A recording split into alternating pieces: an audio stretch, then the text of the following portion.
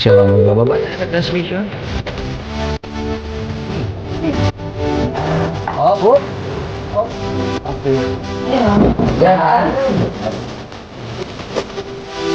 Transmission overhaul. Ayan. Umabot na rito sa loob. Latches niya. Dahil yan sa nag-iisang pyesa na ito. Ayan. Alright.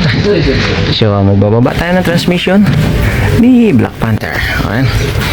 So, ito, natanggalan tayo ng starter assembly. Mga wirings.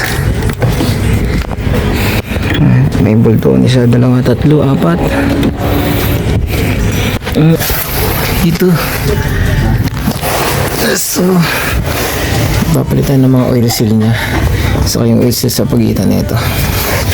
Rear camshaft oil seal and main shaft oil seal. Okay. So, nakapastada na yung ating jack. Tanggal na rin yung drive shaft. Okay.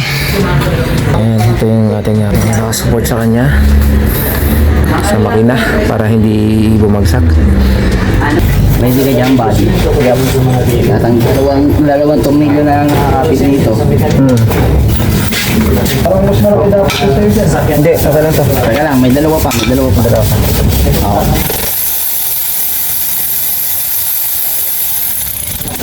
Wala na yun sa ibabaw ha. Sure ka ha. Wala na. Natanggalan natin yun nandito eh. Oo. Tol. Ayan na. Oh. Teka.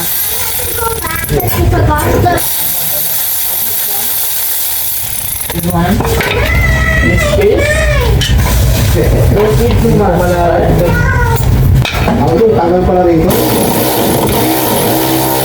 Ano na to wala na. Sige. Lagyan body ha. Oh. Diba, 6 years na, lumalagas na eh. Sa probinsya. Okay na. Baba ng konti. Hindi, angat yung mahuli na wala. Oo, ng konti. Yeah. Off. Tanggal na. Wala na. Yan ha.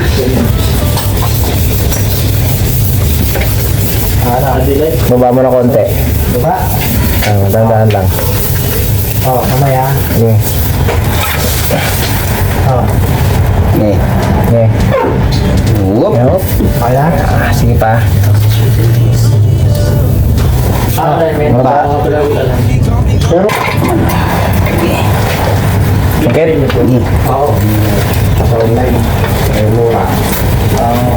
Sakit? Ano? Alalay dyan body ha. Sige. dashboard. Kung hindi available, mga for... Kana magsungkit parang. Okay. Ako na mag-aalala rito. Patul. Ha? Pero hindi bubo ka. Yan. Okay na. Just ready. Pero pa, Diyos. Bababa. Hindi pantay. Baba mo ng konti. Baba mo konti. Quick. Mamaya. May pagkama ha. Hop! Okay. Walang lang. Oo nga. Tayo ba? Ito na ako pala. Quick. Hilahin mo, Wick. Hilahin mo, Wick. Hila. Yan. Sige pa. Hop. Dito ito papunta dyan ka. Yung baba ko? Hindi, teka. Yan. Yan. Baba. Dandahan. Hop. Dandahan, Wick. Baba, Wick. Dandahan. Sige. Baba mo lang. Sige lang. Yan. Sige lang. Continue lang. Baka tumama na sa jack ha. Lali ako. Good. Baba. Sige. Okay. Yan. Hop. Whoop. Yeah. Hop. Okay. Sige pa. Ano, angat? Hindi. Sige pa. Sige. Diretso pa. Baba. Baba? Oo. Mamaya. Sige. Yan na. Tagad. Stop. Diyan, alis kayo dyan, buddy. Diyan ang hila. Yes. Ano ba? Lalabas? Lalabas dyan? Okay, labas. Labas? Baba mo, pre. Baba mo. Yan, baba ko, pre. 1, 2, 3. Teka. Bababa. Ayan. Yan. Alright. Agad mo na. Yan, dyan. Oh. Ayun sinasabi ko, muntik nang matapon yung transmission oil. Kunti lang. Alright. Yan. Okay. Agos. Sa may ay agusan niya dyan sa mga agos. Yan, transmission overhaul. Ayan. Ito ay naghalo, no? Naghalo yung langis ng ETF ng transmission at yung coolant. Ayan. Yung pink naging milky. So ngayon, overhaul natin siya. Okay. Pagka dito pagbaklas ng kanyang gear set sa clutches. Ayan, mayroong special tools. Okay. And ito yung epekto pag naghalo yung langis ng ETF sa coolant. Ayan. Clutches. Umabot na rito sa loob sa clutches niya. Matindi ang nangyari dahil pumasok ang coolant sa loob ng transmission. Ayan, ito. So ito yung kailangan nating linisin, kapag talaga naghalo yung ETF saka coolant, ito yung mangyayari, magmi-milky yung ating automatic transmission fluid, at ang symptoms nito ay mabilis na pag-drain ng ating coolant. Ayan, ito yung ating reservoir. Kapag yung coolant ay mabilis na mag-drain dito sa ating reservoir, mga kabady, expect na natin na ganito ang mangyayari, no? Ang coolant mapupunta rito sa loob ng ating transmission. Kaya ayan, nagmilky na siya. At dahil yan sa nag-iisang pyesa na itong ETF cooler, mga kabady. Ayan. So ibig sabihin, ang ETF cooler na to ay nagkaroon ng leakage dito sa loob. Alright. Ito yung daanan ng coolant. Ito, itong dalawang malaki.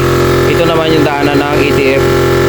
Pumapasok dito, nagsisirculate, tapos same sa coolant, para palamigin niya yung automatic transmission fluid natin. So, since nagkaroon na siya ng crack at damage sa loob nitong ETF cooler natin, kaya nangyari, yung radiator coolant natin ay napunta sa loob ng transmission. Okay? So ito ang dahilan, mga buddies. ETF cooler, bakit naging ganito yung itsura, or bakit naghalo yung ating ETF saka radiator coolant, no, sa ating automatic transmission.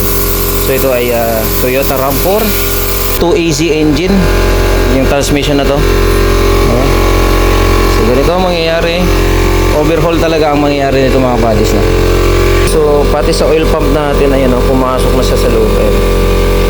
So nandun lahat yung naghalong ETF sa coolant, pumasok dito sa oil pump. Okay?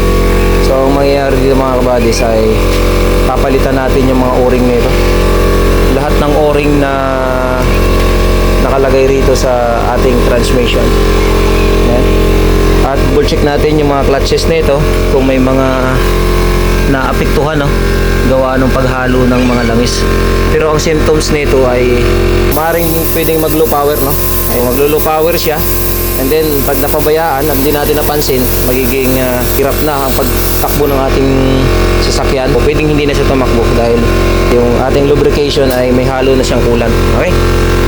And then pwedeng mag-shift shock dahil apektado na rin yung pressure sa mga solenoid. Okay?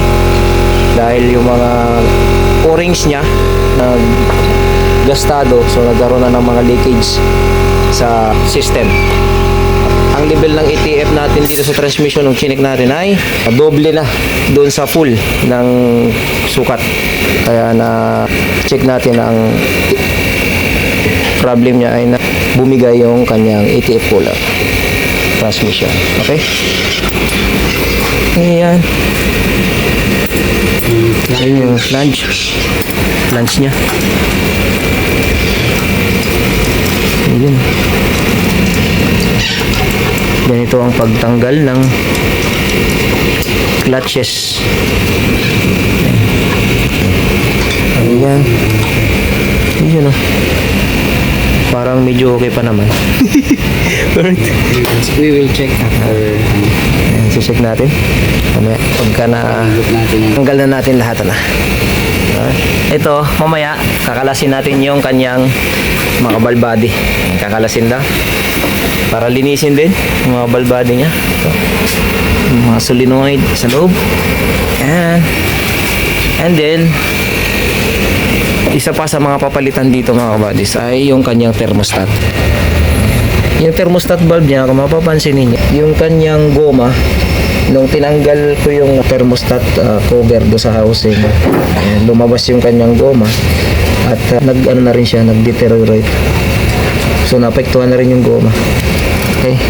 Dahil kapag yung mga rubber mga kabadis ay na-expose sa oil or yung coolant, ang mangyayari ay magiging weak or mag-deteriorate siya katulad nito.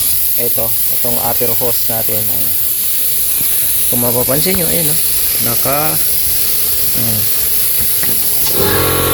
yan, lobo na siya. Ito.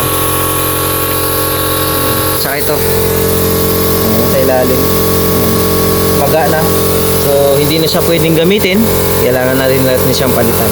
At yung kanyang radiator kasi yan, makikita nyo mayroong nakahalong kulat na nasa ilalim. Ilawan natin. So, dito. Meron din dito. Yung mga ribaba.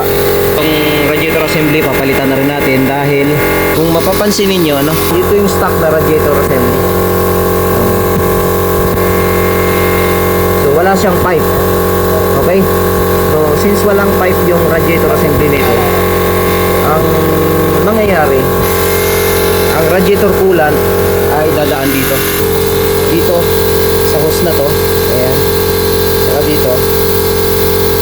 Ito, papunta doon sa ATF cooler. Ito. And then, yung isa naman, itong hose na isa, papunta naman dito sa isang pipe na to. So, yun. Kung magkadugsong yan, ito. Itong hose na to, saka ito, dito. And then, itong dalawa na pipe na to sa ATF, dito siya nakatagos sa dalawang pipe na to, saka sa hose. Dalawang hose na to.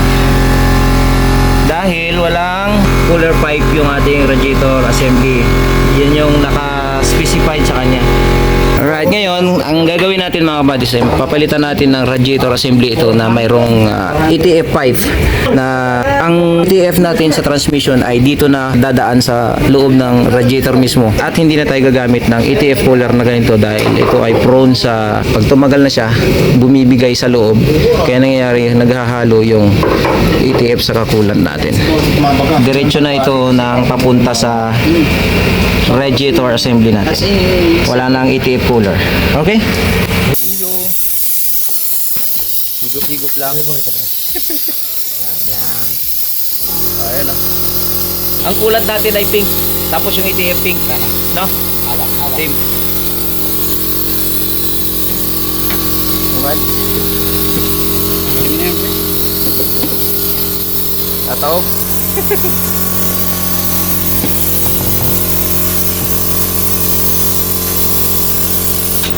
Dala mo. Yan. Sipa. Angat pa. Yan. Sipa. Yan. Okay. Yo. Grabe oh.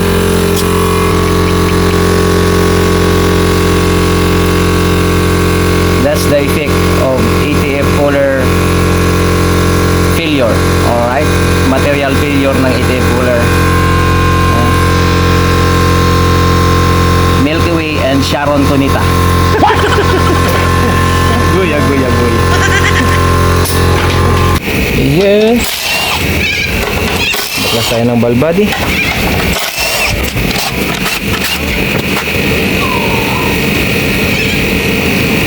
Yo! Yun. Woo!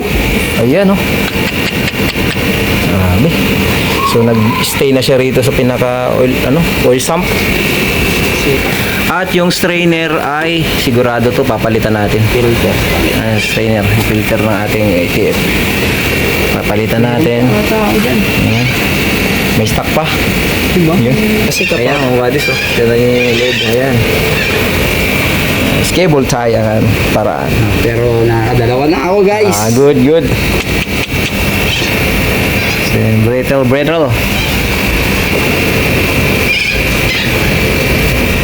Tanging mga natatanging nila lang ang kayang gumawa.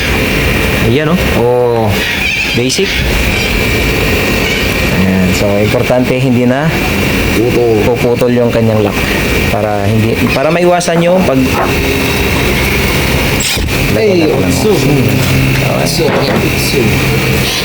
baklas tayo ng valve body ng ating transmission assembly.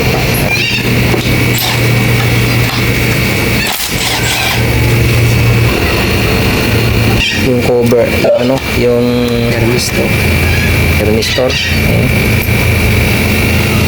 Thermistor, ayan, yung o-ring nyo. Hello. Nagano yung o-ring. Papalitan na rin natin yung o-ring yung thermistor nya. Okay. Okay.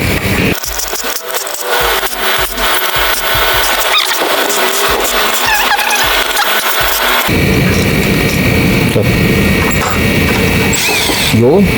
Mangat na. Mangat na siya. Mangat na. Ayun na.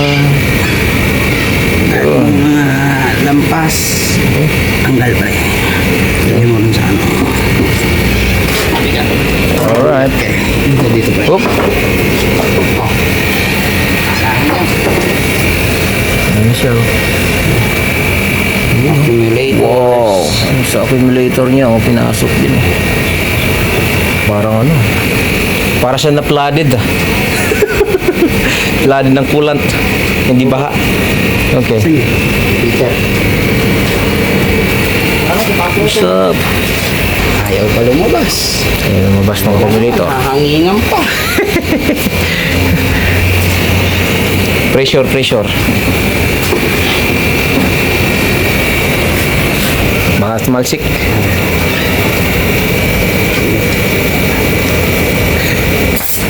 Yun. Alright. One down. Oopsie. Ayan. Oopsie kiloops. Next.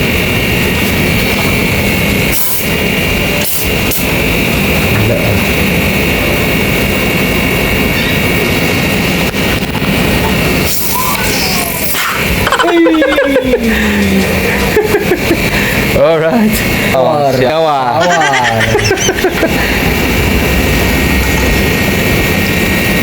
Sarap.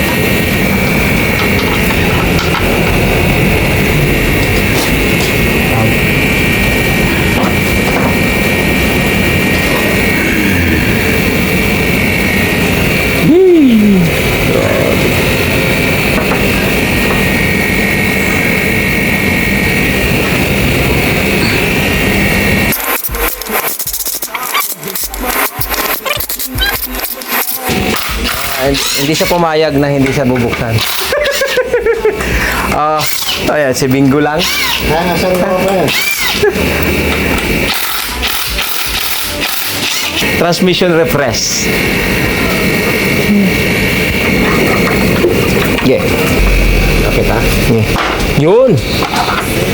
Basic.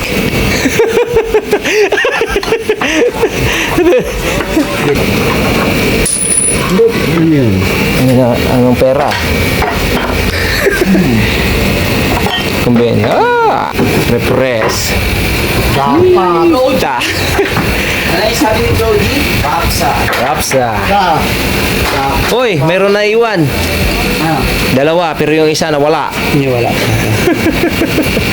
Alright. Ayan. Tanggal to.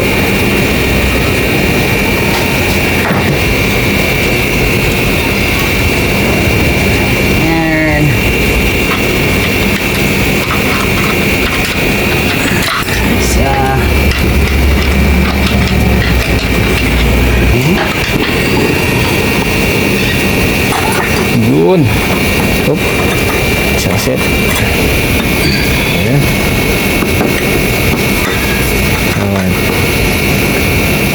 may clamp.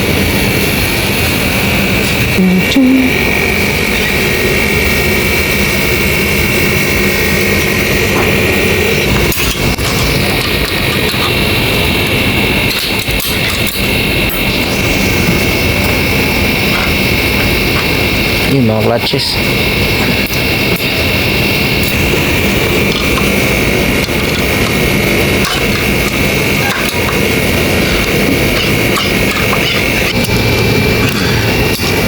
Wala mo. Bro ka ba sa akin? Basic.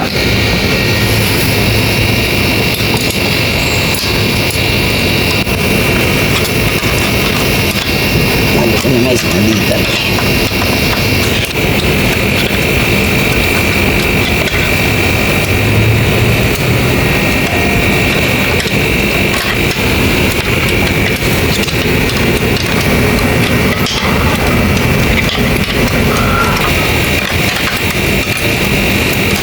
Hindi lang.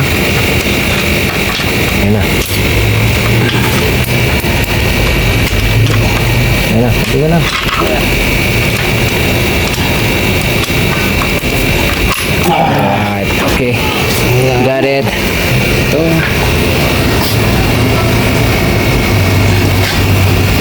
Tanggalin muna natin itong rubber. Tapos ito.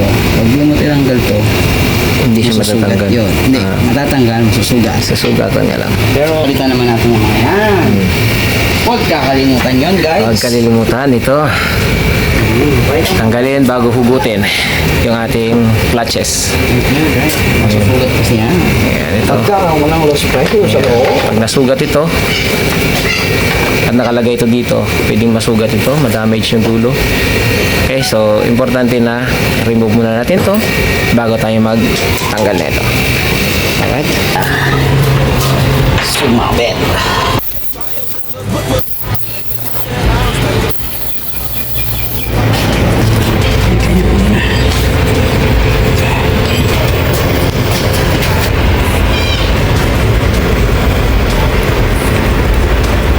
Ayan, no. Pusili dapat ganyan yung kanyang kulay eh. Saka natin lagyan ng lubrication para habang umaangat, smooth cleaning. Smooth.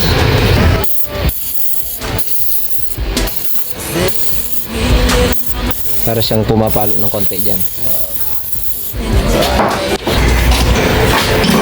Ganun lang yun. Yung. Ganun lang yun, guys. Yeah. Uy! Uy, tumulo. Shoutout nga pala kay Sharon Cuneta. Dahil sa'yo. Dahil sa'yo, ayan na. Kaganito to. Kaganito yung mga Bumalik ka. dahil sa'yo, Sharon. Parang may problema ka. Alright.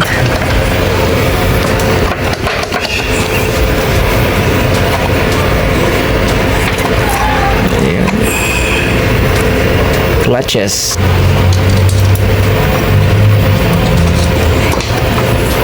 Gamitin na lang natin, Albert.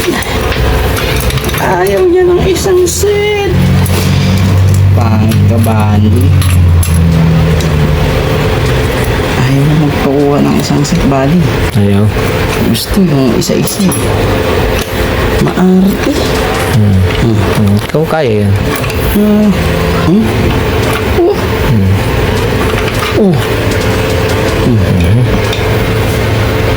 Alright. Good set. Next. Bakit? May bearing na yun eh. May bearing kasi. Pagka binaklas natin yung pre, ano na yun? Yan. Yan, ito. Hanggang dito lang tayo. Linis na lang ito. Alright. Natanggalin natin ang mga clutches. Ayan na siya. Okay. Ayan. So ito mangyayari ay linis-linis. Dilinisin natin ng ETF din, no? Alright. Okay, this is it. So ito yung mga parts na ating lilinisin sa ating automatic transmission. A few moments later. Yun, yung mga unang sakyan, 60. Sakyan, di ba? Yung gagitong basa-basa na rin pinapalitan. Oo. Tama po ng tawad. Tapos, reklamo yung minasin ko daw, may, ano tawag ito, may pulsation pa rin. Eh, sabi ko, nagreklamo ng low power. Pa ko sa Raspberry. Kinunan ko ngayon ng store speed test. Sabi ko, wala naman low power eh. Walang lumalabas dito low power. Sabi, paano mo nalaman? No, ito ang reading eh. Ano yan? Sabi ko, store speed test. Oh. Hindi nila alam. Tapos, tapos, ang malangay ko sa mga tropa. Hindi kayong talagang Saan ka pala sa Pinas, sir? Quezon. Quezon Province? Binaklas mo na yan. Yung langis niya, sir, ano, right? Ano pati sa different parts yan? Hindi. Yung may ano to, may transfer. May 90 yung ano. Ito yung differential. Hindi, ito. Ito yung differential niya, pero may transfer pa siya. Isang test na, ano, isahan ka lang.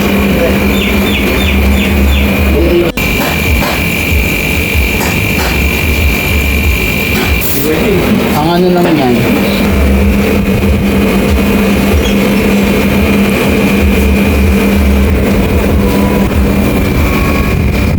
Lalabas lang din ako. Hindi na namin dito sa PSL na ako. May itin na bolt. Hindi pwede dalawang kamay dyan.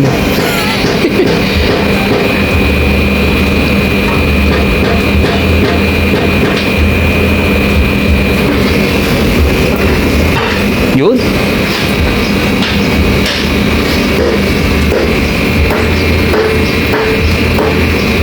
Basic. Solid. Sana ito, mabawasan yung pera ko.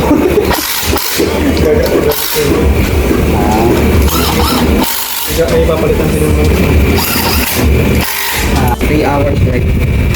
Ha? Bunggulong. Ang gulong.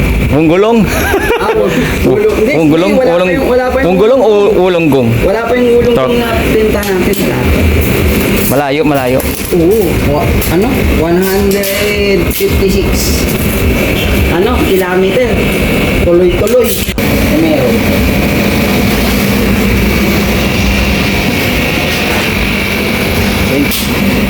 Hindi ka magdadalawang sali-sali ba?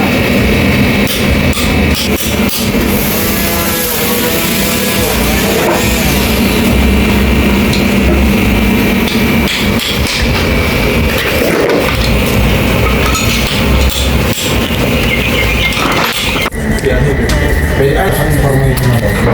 Kasi saan ka lang, notification na yun. So, kung napapasya sa kuwan, pinakakata na yun. Dito,